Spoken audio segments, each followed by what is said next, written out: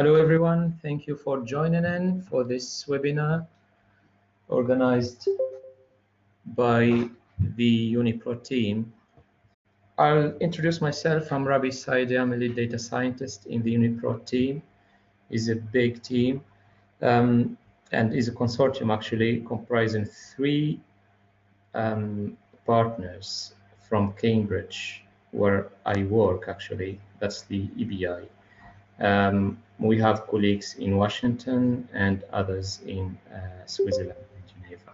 And this is the whole team that are participating in the work of UniPro. We are mainly funded by the National Institutes of Health in the USA. We are also funded by the European Molecular Biology Laboratory in Heidelberg, and the Swiss federal government as well. So let's jump to the work. The main purpose for this webinar is to introduce you to a new framework of work to do data analysis and to do data analysis in a quick way, leveraging different kinds of languages and tools. This framework is called Zeppelin. So Zeppelin is a multi-purpose notebook. So if you are familiar with Jupyter, which is a notebook for Python, this is a similar one, but much richer with a lot of backend languages. You can do data ingestion, data discovery, knowledge discovery, data analysis, data transformation and visualization. And you can also do collaboration. Zeppelin comes under the license of Apache, so it's open source, it's free as well. And as I said, it is backed by different languages for different uses. You can use Shell, you can use markup, you can use R, Python, Scala. And today I'm going to focus on the use of Spark and SQL. All right. So to put you in the context, let's imagine the following scenario that you can read on my screen. The scenario says that the enzymatic activity known as EC3.2.2.22 is especially useful as a mutoxin for pharmacological applications, as it has low toxicity in rats and mice. So it could be used and exploited in cancer treatment, actually. Let's imagine a group of scientists or pharmacologists, let's say, having a set of proteins taken from plants. They are interested in finding if some of their proteins could have this activity, that enzymatic activity. The question is it possible to build a model that could explain this? That means, is it possible to apply some machine learning to find a model explaining why would a protein or how could it have such ability or such enzymatic activity? Of course, here the reason is to do this as quickly as possible. All right, and we will see how we can play with data to perform this. What are you going to learn today? A quick introduction into data analysis. You will learn how to do data transformation using Zeppelin and Spark. You will learn some, let's say, utilities from both frameworks, Zeppelin and Spark. And we will do some prediction using random forest. And to do that, we need first to extract some features, prepare the data, etc., and playing with it, investigating it. We'll do a bit of everything so that you get introduced to it. To start with, whenever you run this framework, which is called Zeppelin, and of course here I skipped the installation part, and this is something we could do in another webinar. First of all, whenever you run it, you have to put in mind that you have two main environment variables, all right? The first one is the Zeppelin context, and it's a variable called Z. The second one is Spark context, which is named SC, all right? Whenever I run this paragraph, and maybe here I missed to say that this notebook is composed of several paragraphs. At each paragraph, you write a code within a language, and then you simply run it. And you have other utility to move it up or down, to insert a title, etc., to remove it, etc., etc. But beforehand, you have to specify the language that you are going to use. For that language is, is the backend behind that paragraph, and there is an interpreter for each one. To specify that, you have just to do percentage and then the name of the interpreter. Here, for example, I'm just typing normal text with markdown interpreter, and then when I run it, you get this.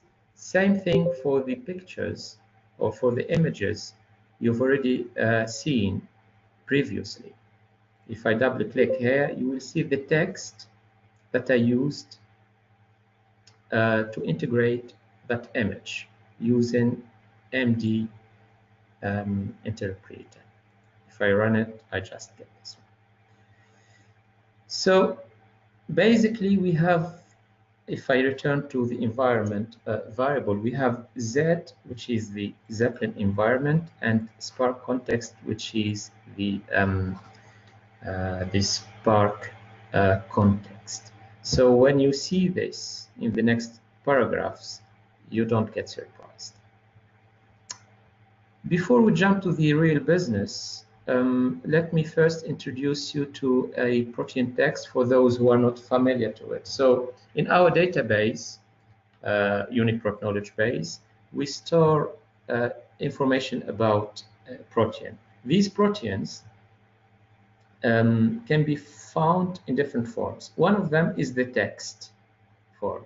As you can see here is more or less long text with different sections.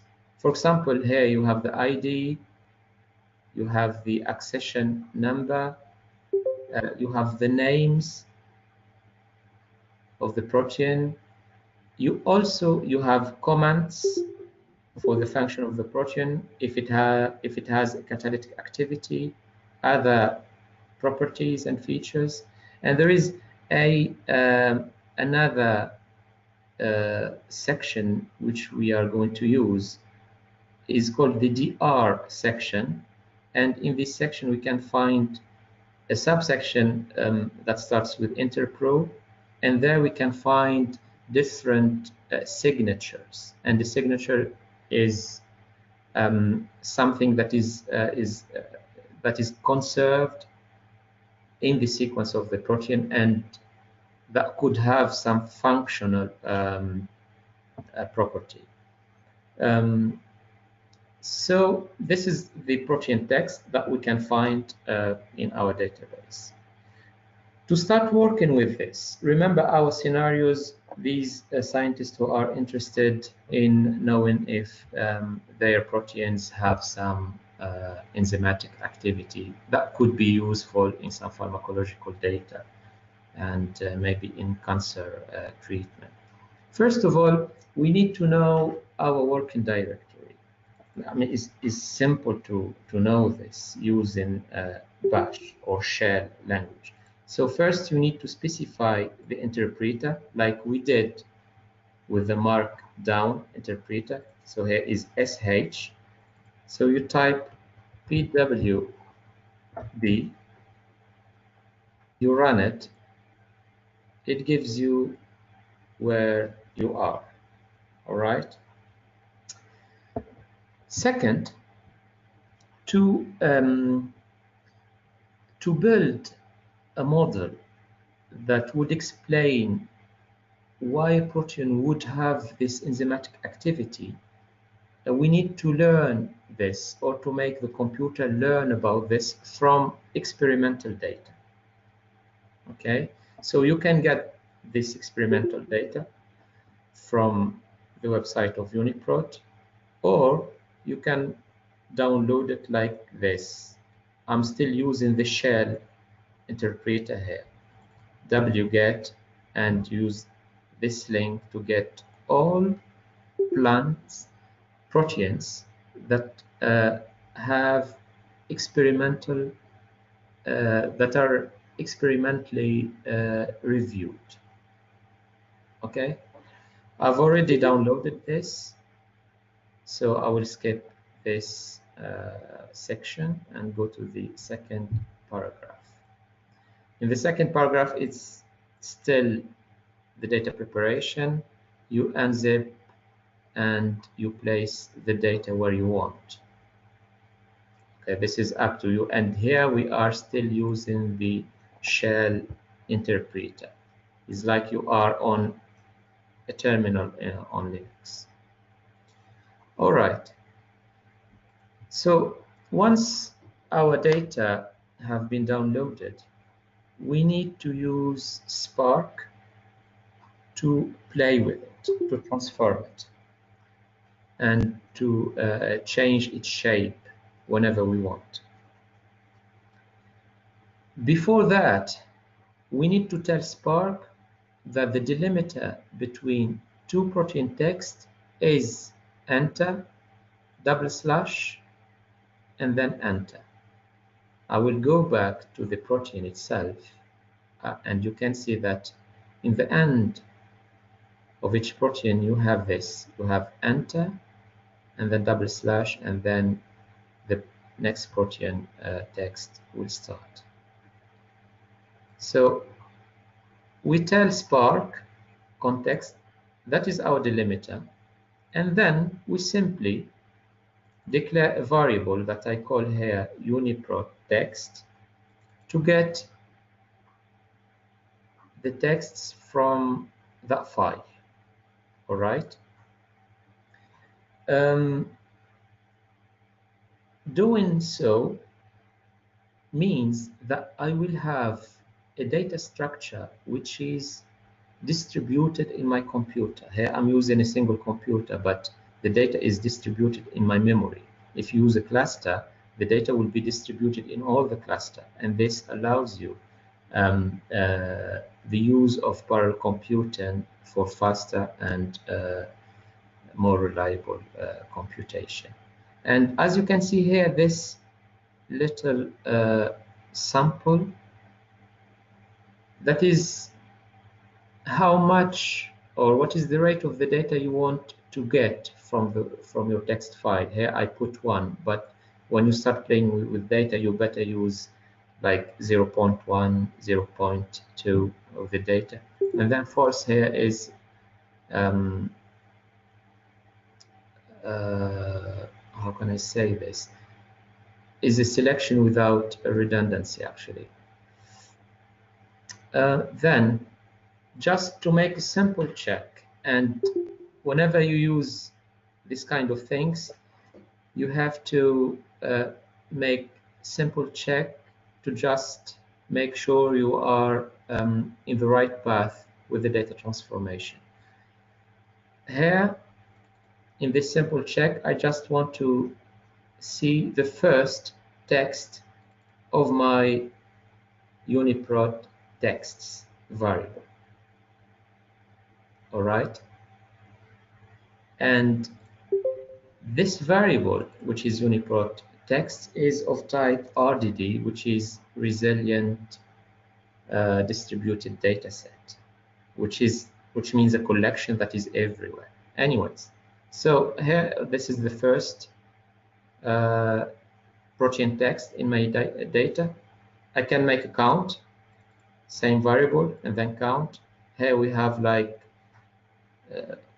42,000 protein text. Then remember that I said we are going to use some attribute in the protein text that is called interpro. These are signatures which are part of the sequences that are conserved and could have some functional activity. From the whole data, we will just keep these ones, and we will use them to explain if there is an activity or not. All right. So what we are going to do, I declare a variable UniProt text with signatures by filtering the previous variable, and I keep only proteins containing this. Whenever a protein contains that, that means it has some signatures, so I keep it. All right. Of course, after each paragraph, you just run it to get the result. Here I make another simple check for the protein count, and as you can see, is less than before. That means some of them don't have some signatures, so we can't really use them to understand why a protein could have an activity. So how about some interactivity with the framework itself, with Zeppelin, I mean. Let's say you want to know how many proteins having that enzymatic activity we talked about in the beginning, which is this EC3.2.2.22. All right, you just declare a variable, let's say EC of interest, attribute of interest, and here remember this Z, which is the Zeppelin context. It allows you, among others utilities, it allows you to interactively define some values, and here using this input EC to string, there will be a text zone that will appear here, and you put the text, you click enter, and then you have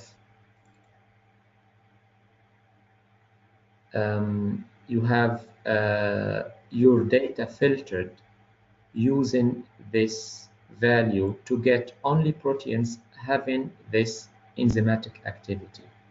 If I make the count, which is the next paragraph,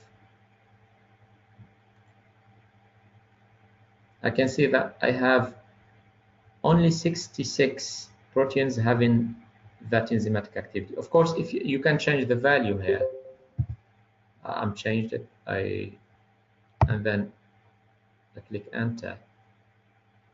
If I try to find the count of the proteins, okay, well, that's the same, but if I do this,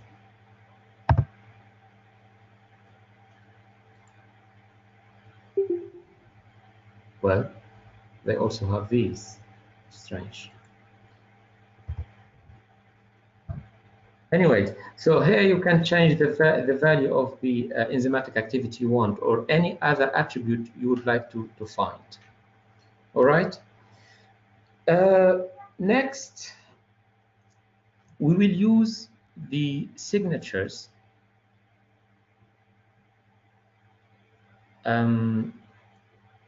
to try to build our model. All right. Here, I declare a function that take a protein text, and then it will give me a set of signatures. This is the definition of it. If I apply this, this function is called get signatures. If I apply this on my data, I will get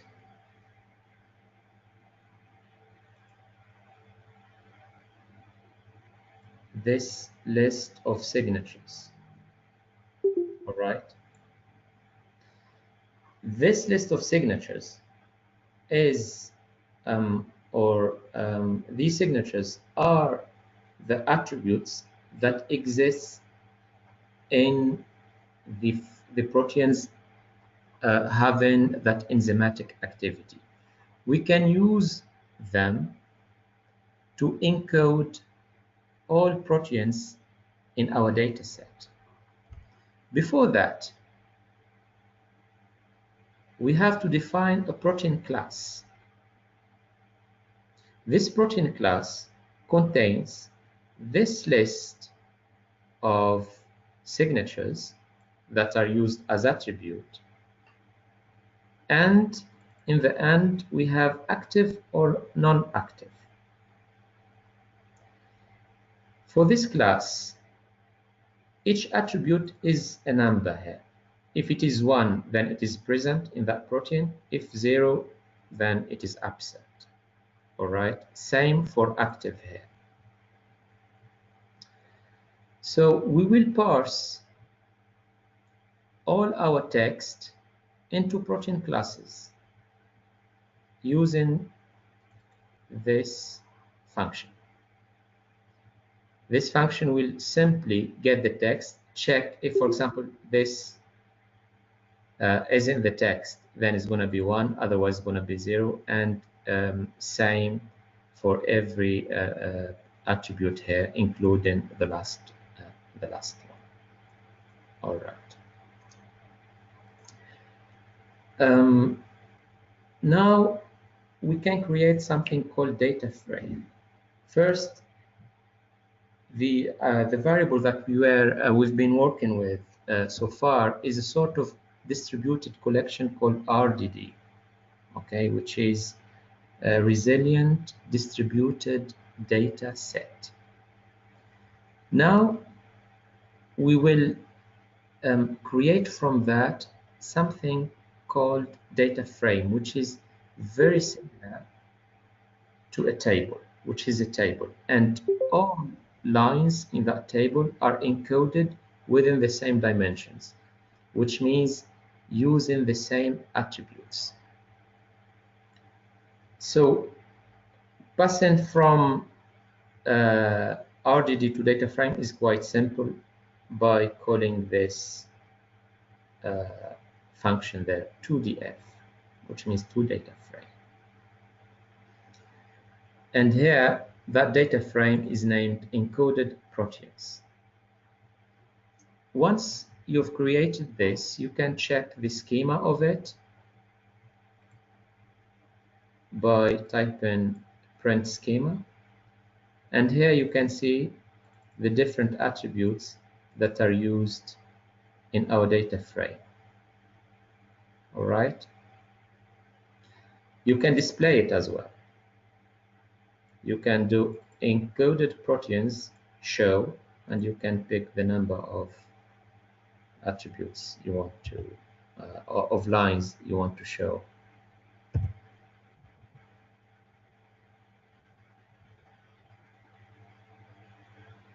Okay.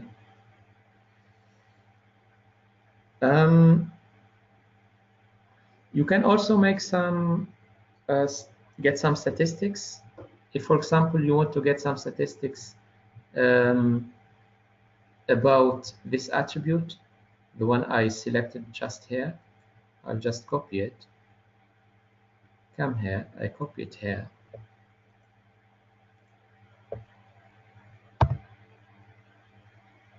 And I will get the count, the mean, the standard deviation, the maximum, the minimum, etc. of that attribute of interest. I mean, you can do plenty of things using the data frame.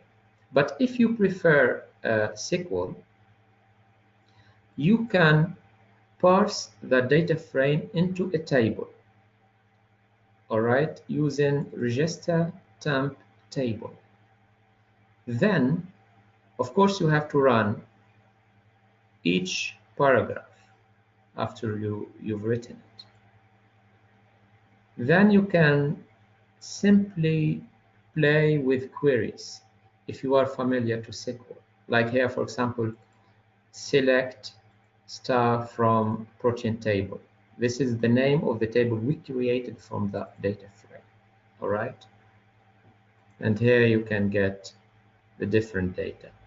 You can also visualize these data, all right? Here you have different types of visualization that you can play with.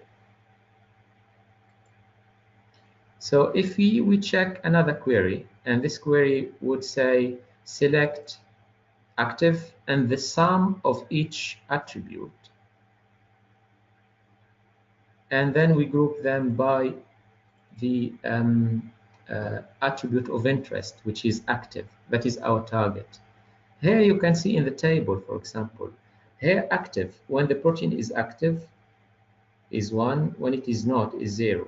For example, for the first one, is present only once in the set of active proteins.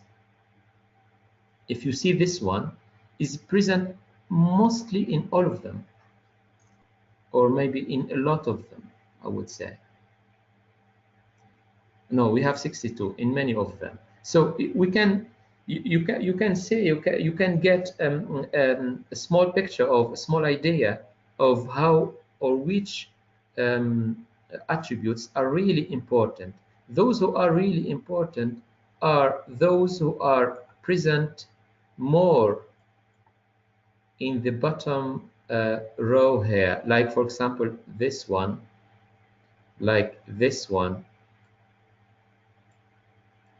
like this one, which is present only where the protein is active, etc., etc. And you can also visualize this if you want.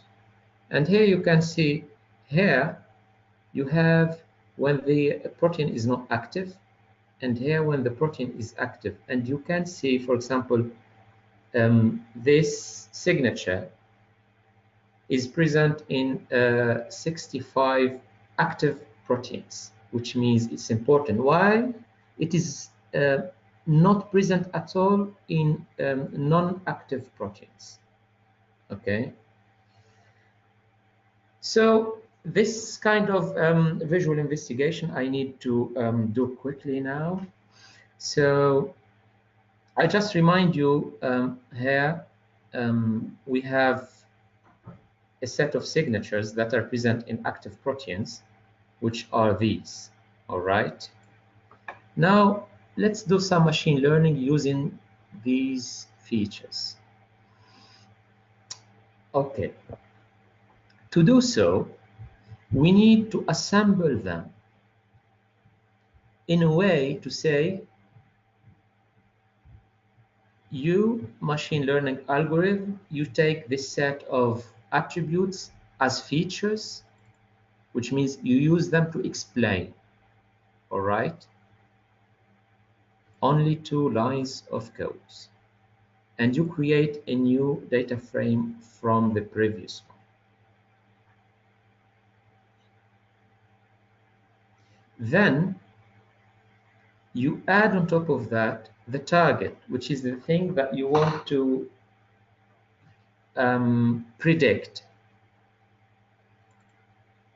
Here, prepare the target. When I say the target, is that attribute that is called active. And we say that is the label that we want to predict. In the previous one, we specified the set of features, which are these. Okay. Now, for example, we decided to use the random forest classifier, which is a very nice one. And I think along with support vector machine, it is the best.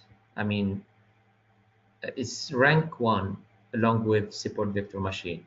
So I define one simple random forest classifier using this line. And here I would say that in my random forest, I will use only one tree. Of course, you can use more than that. You can put 10. All right. Okay, I will use 10. Then I run it.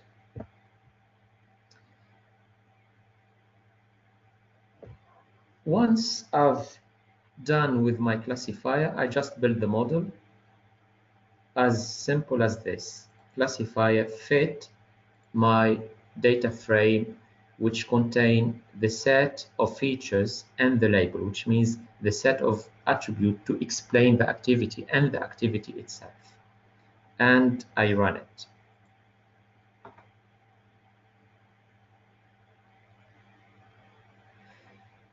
Okay, the random forest is a set of trees, actually, is a set of decision trees. You can see here tree 1, and it gives you the different rules. Okay, let's say, for example, here, if feature number 15 is more than 0, which means 1, then the protein should have the activity. Here is a human-friendly format of rules that would explain why a protein should have that activity. Okay. Now, and finally, I will use this model to predict to make some prediction. On what? On the same data I used to build the model. Of course, here it is about overfitting, actually, but here I'm just showing how to use this. And this is simply a introduction to the whole framework. So here we create an evaluator, and we use the area under the rock curve as a quality metric. And we say that we are trying to predict the label, which is the active attribute. The prediction will take the transformation of our data frame, and then we can simply calculate the accuracy or the quality metric. If I run this, as you can see here,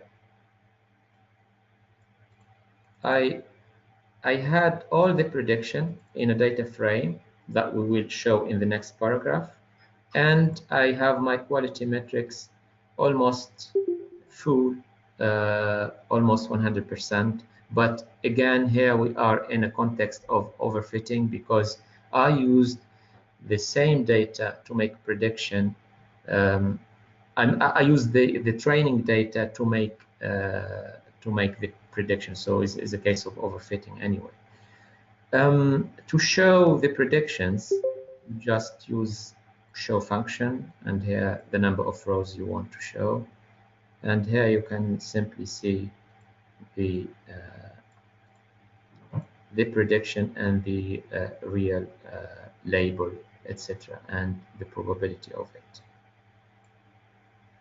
Let me run this.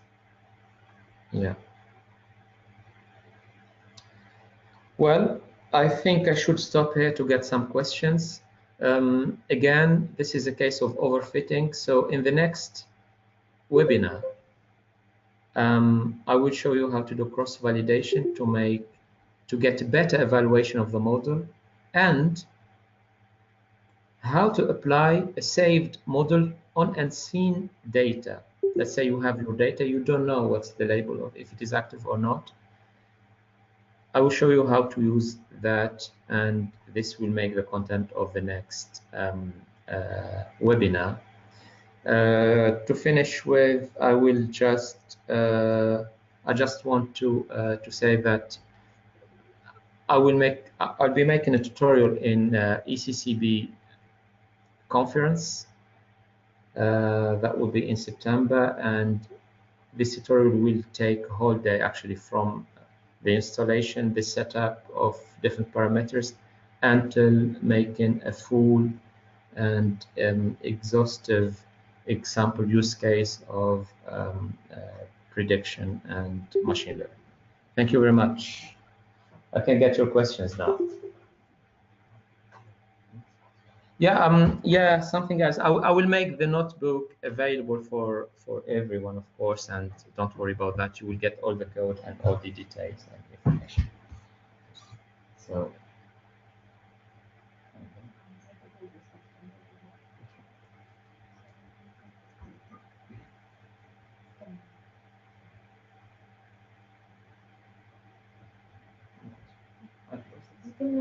If there's no more questions, Is there any questions? If you'd like to type in any questions.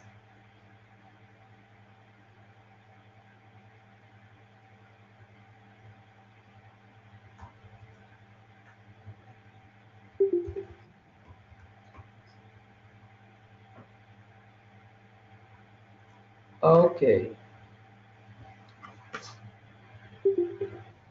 The algorithm, the training of the algorithm. Okay. First, if you read out the question first. The question is coming from Abdul Karim Rashidi, and he's saying, how do the artificial intelligence algorithms were trained? Basically, first you have to pick an algorithm, and in our case here, we choose to use the random forest classifier, as you can see on my screen. You have to set it up. You put the number of trees. There are many parameters that you can set as well. Then, and that is called classifier. And then you build a model by applying that classifier on the data frame that we have created previously. I hope that's clear. Nikita is asking, was the Spark made use of here? Absolutely, Nikita. Yes. And if you remember in the first place, when I said, when you see these two variables, don't get surprised, because Z is the Zeppelin context and SC is the Spark context. We used SC, the Spark context, to read the data, and that was here. All right. The other thing is, whenever you don't specify the name of the interpreter or the language you are going to use, that is by default Spark. For example, for this case, whenever any case, for example, for this one, if I don't do this, that means it's by default Spark. You can just skip it. Okay. Yusuf Khan is saying, is it possible to design artificial proteins based on our result and recheck on data set? Man, I'm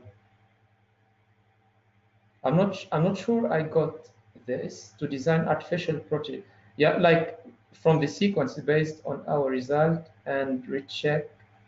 Well, you can, I mean, as long as it is, as long as you are talking about sequences and programmatical data, you can do whatever you want. But artificial protein, in the biological term, I don't have the expertise to answer this. Okay, again, Abdul Karim Rashidi. Yes, I understand, but how were the background AI function were trained from the start? Okay. So here you are talking about the background of the decision tree or the random forest classifier. Well, this is not in the scope of this presentation because that would make that would take a lot of time to explain. But to answer briefly, this classifier, the one that we used, is basically a set of decision trees, many of them. Each decision tree is using the information gain to pick the best attributes that would explain better the target, which is the activity in our case, and then split the data recursively until getting homogeneous subsets. I hope this. Yeah. Any paper? Yeah, I can send you. Yeah, of course, I can send you some references. Wissam Inoubi is saying, how to fix the number of tree in random forest algorithm? Yeah, I can show you right now, Wissam. Allora.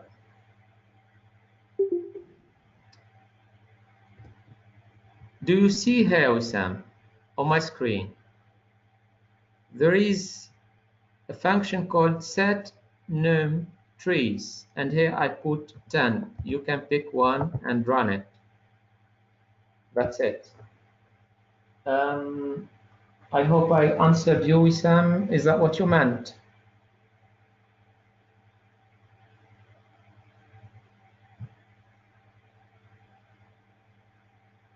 How to fix this? Do you see my screen? Okay, you have set num trees. That is the number of trees, and you can put any number there. Hey, for example, I put 7 instead of 10. You can put only 1, whatever you want.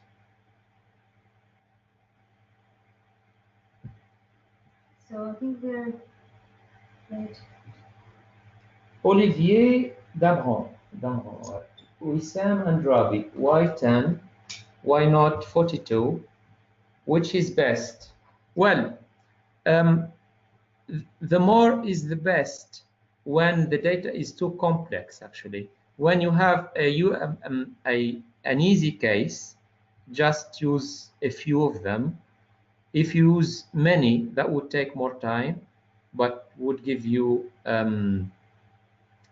more precise result with an inconvenient with an inconvenience here, which is being too specific to the data, which is not something good to do.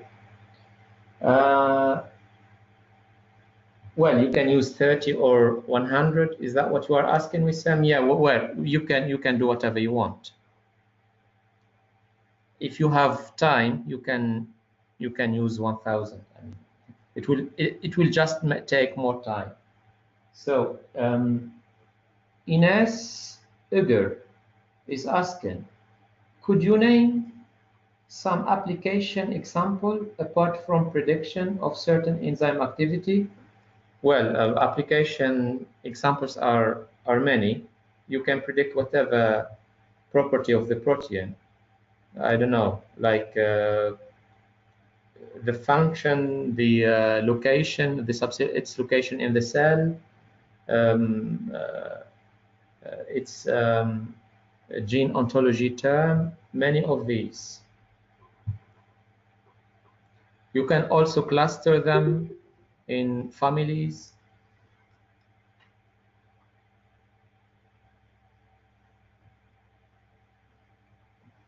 You're welcome. Rivi Verna is asking, can we predict function of an annotated protein sequence? Yes, that would make the scope of the second part of this webinar, because I can't present everything today. Abdul Karim Rashidi is asking, can we send PhD students to learn this at the EBI? Well, there is a PhD program that you can apply for it, of course. Yeah, Rivi Verna. Okay, Rivi is just thanking me. Thank you, Rivi. Any more questions? Anyways, so if you have more questions, feel free to email me. So you have the they have my email address from, and you have Sangya email address. So yeah. So I've just typed Ravi's email address there as well, and you have mine from the organizer email. So feel free to email us if you have any questions. And yeah, and thank you very much. Thank you for bearing with me. It was a lot of things in one small half an hour. So yeah, maybe see you in the second part of this webinar at some point. We need to organize it first. Thank you very much.